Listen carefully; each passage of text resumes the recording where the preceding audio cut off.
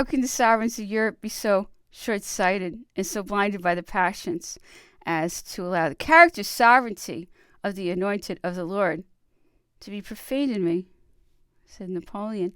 How is it that they do not see that they are preparing at St. Helena with their own hands the fate which awaits them sooner or later if they urge too far the patience of nations?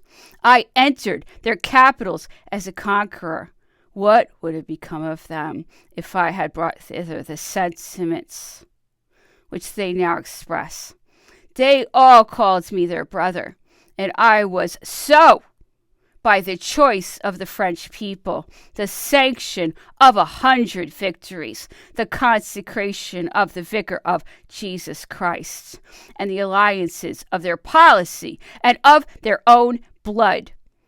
After some moments of profound silence, he continued, "You're right, Bertrand. Let these gentlemen make their complaints. Mine are below my dignity and my character. I command, or I'm silent."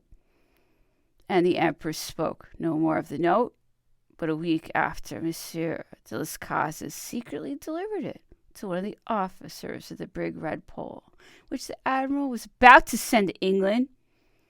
Note: by the return of the next ship, the emperor is desirous of receiving news of his wife and his son, of knowing whether the latter is still alive, and protests anew against the extraordinary measures which have been adopted against him by the British government. First, the British government has declared him a prisoner of war. Emperor is not a prisoner of war. His letter, written to the Prince Regent and communicated to Captain Maitland before going on board the Bellerophon, sufficiently proves to the whole world the nature of his feelings and his confidence in the treatment which he would receive under the protection of the English flag.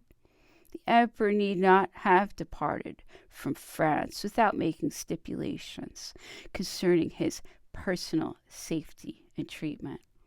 But he disdained to mix up matters of personal interest with those great national interests with which his mind was constantly occupied.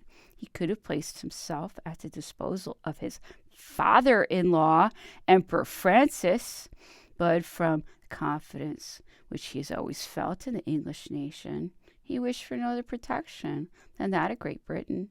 And having renounced all public affairs, he wished to settle in no other country than one governed by fixed laws, independent of individual will. Second, had the emperor been a prisoner of war, the rights of civilized nations with regard to prisoners of war are limited by the general rights of man, and besides, do not extend beyond the duration of war itself.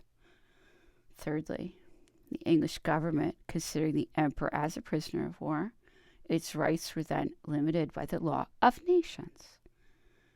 And as there was no cartel between the two countries in the existing war, it could adopt respecting him the principle of uncivilized people who put their prisoners to death.